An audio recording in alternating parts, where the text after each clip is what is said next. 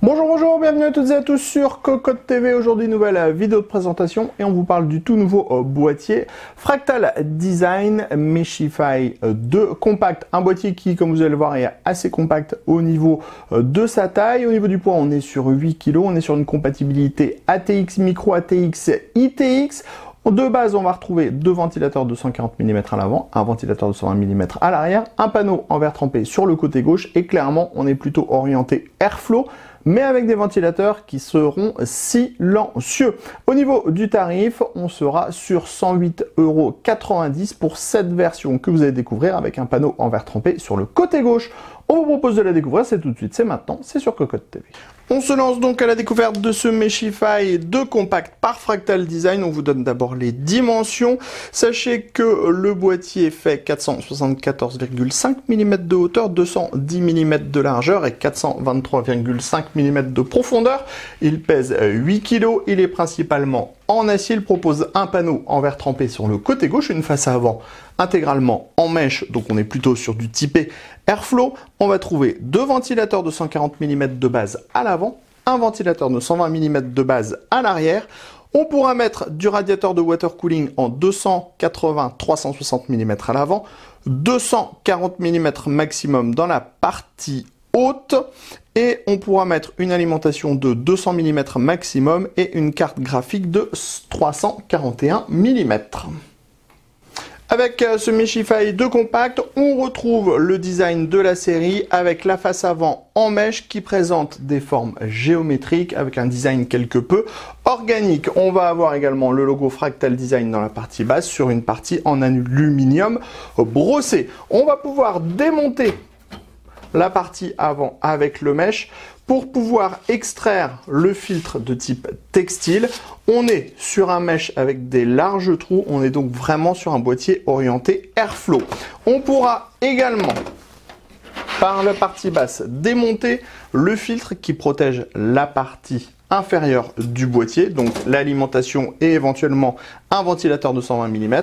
Enfin, on a la face avant, ici avec une diode blanche pour signaler que le boîtier est allumé. On peut aussi démonter cette partie et on va trouver derrière deux ventilateurs de 140 mm de base. On pourra remplacer le tout par trois ventilateurs de 120 mm, on pourra adjoindre un 140 mm si on le veut, et pour le water cooling, on est sur une compatibilité en 280-360 mm.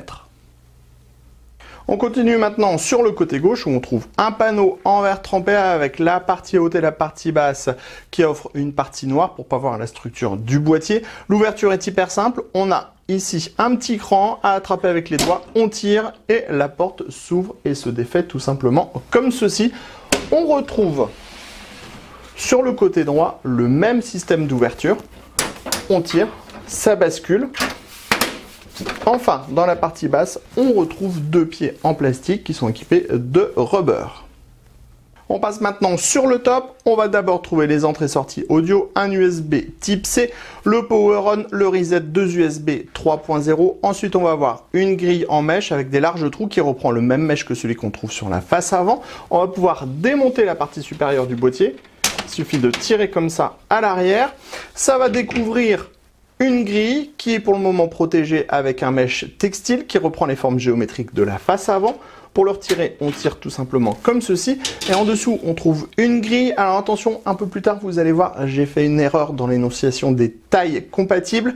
On est sur du 3 x 120 mm pour les ventilateurs ou du 2 x 140 mm. Et pour le water cooling, on est sur du 240 mm maximum. À l'arrière, maintenant, on retrouve une grille avec un ventilateur de 120 mm. On pourra régler la hauteur du ventilateur sur 1,5 cm environ. On a l'emplacement de la plaque qui oscille de la carte mère. On trouve 7 slots d'extension avec des caches ajourées, non soudées, montage par vis à main, une grille d'aération additionnelle. Et dans la partie basse, on a la platine amovible qui permettra le montage de l'alimentation. Alimentation qui reposera sur des petits patins en caoutchouc et qui sera filtrée par en dessous. Sous ce Meshify 2 Compact, vous trouverez les pieds en plastique avec des gros rubbers. Ensuite, on a un filtre amovible qui reprend les formes géométriques. En dessous de ce filtre, on va trouver les 4 vis qui viennent fixer la cage HDD. Cette dernière est amovible. Si vous retirez la cage HDD, vous pourrez adjoindre un ventilateur de 120 mm dans la partie basse. Enfin, ici, on a la grille à destination de l'alimentation. On passe donc à l'intérieur de ce Meshify 2 compact, le format ATX, également compatible micro ATX et ITX. Dans le fond, on trouve un large accès backplate. On a des passages dans la partie haute avec des caches en caoutchouc, des passages sur la partie droite avec des caches en caoutchouc et un énorme passage sur le cache alimentation, là aussi avec un caoutchouc. On a également un petit passage additionnel sur le côté gauche, mais cette fois sans caoutchouc pour le HD audio la plupart du temps. Ensuite, on va trouver le cache alimentation. Le cache alimentation, il dispose d'une grille sur le dessus. On pourra déporter les 2 braquettes qui sont à l'arrière du plateau de la carte mère pour les replacer à cet endroit ici.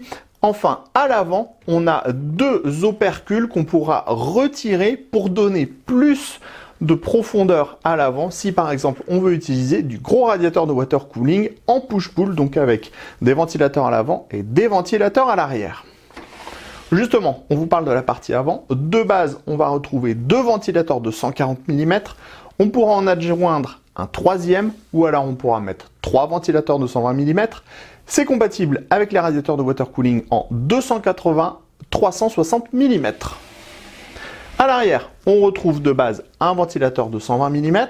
Ensuite, on va retrouver 7 slots d'extension avec un montage par vis à main. Les caches sont ajourées et non soudées. Enfin, dans la partie basse, on l'a déjà dit, on a le cache alimentation avec l'emplacement de l'alimentation en dessous. On retrouve des petits rubbers sous l'alimentation.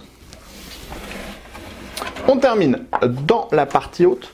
Dans la partie haute, on a une grille, donc grille qui sera accessible si on retire la partie supérieure. Il suffit de la tirer comme ça. On va avoir au-dessus de cette grille un mesh plastique, un mesh textile qui est amovible et on a une grille. Alors Fractal donne une compatibilité en 3 fois 120 mm et radiateur de water cooling en 360 mm. On passe maintenant à l'arrière de ce Meshify 2 compact. On va tout d'abord retrouver l'accès backplate, des passages dans la partie haute avec des caches en caoutchouc, des passages sur le côté, également un grand passage dans la partie basse au niveau du cache alimentation, là aussi avec un cache en caoutchouc. On va ensuite avoir des scratchs sur le côté droit pour passer par exemple le câble CPU. On va retrouver 2 braquettes pour installer 2 SSD. Dans la partie basse, on va avoir l'emplacement de l'alimentation avec des petits rubbers en caoutchouc et la cage HDD. La cage HDD, elle comprend 2 paniers. Ils sont montés avec des vis à main. Hop, on les retire comme ça. Le montage se fait forcément avec des vis pour les disques durs ou les SSD. Au niveau du disque dur, on aura des rondelles en caoutchouc qui vont permettre de faire office de tampon pour limiter les vibrations. Bien sûr, on pourra démonter intégralement la cage HDD si on le désire et à la place de la cage HDD, on pourra installer un ventilateur de 120 mm. Enfin, sur le côté gauche, on a une partie qui est renfoncée pour pouvoir passer plus de câbles. On va retrouver également des dispositifs pour pouvoir organiser au mieux les câbles, comme des mini goulottes, et on va retrouver des scratchs aux mêmes endroits.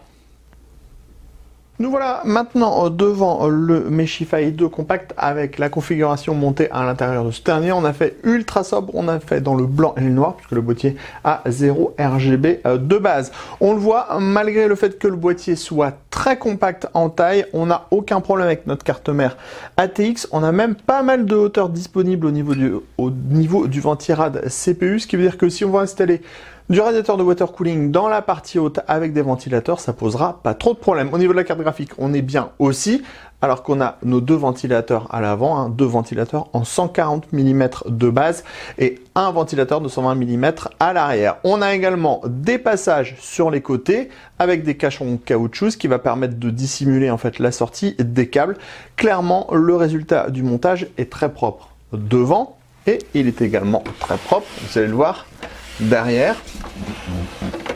Alors même si chez Fractal on a déjà vu des systèmes plus poussés au niveau du câble management à l'arrière, on va retrouver ici un espace qui est plus en profondeur pour pouvoir regrouper tous les câbles. On a 3 scratchs qui vont permettre justement de regrouper les câbles. Ensuite, dans la partie basse, on a l'emplacement avec la cage HDD.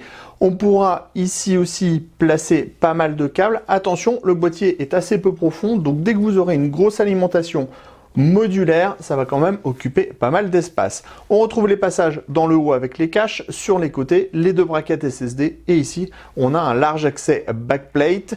On remarque aussi que Fractal nous propose ici une deuxième rangée de scratch pour le 4-8 pins CPU à destination de la carte mère, ou voire même les 2 4-8 pins CPU si vous utilisez une carte mère haut de gamme, et on pourra également passer une bonne partie des câbles pour les ventilateurs. On en termine donc de cette présentation du Meshify 2 compact par Fractal Design avec la machine installée à l'intérieur et surtout la machine allumée. Comme on est chez Fractal, on a peu ou pas d'éclairage en fait au niveau du boîtier. On va juste retrouver en fait une diode ici blanche qui atteste que le PC est allumé. C'est donc ultra super sobre comme toujours chez la marque. Sur ce, on se donne rendez-vous très prochainement sur cocotland.com pour toutes nos news et tous nos articles à propos du matériel informatique. Et on se donne également rendez-vous sur notre chaîne Cocotte TV pour toutes nos prochaines vidéos. Sur ce, on vous dit à très bientôt.